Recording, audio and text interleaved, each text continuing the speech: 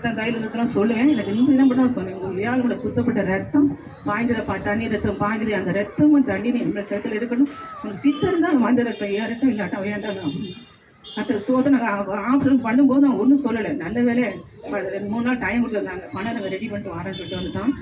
போகும்போது ரத்தத்தை பற்றி அவங்க பேசலை. அப்படி பண்ணி சேர்க்க ரெடி ஆகிட்டது. நைட்டு இரவு சொல்கிறாங்க 10 மணியோ 9 மணி இருக்கும்.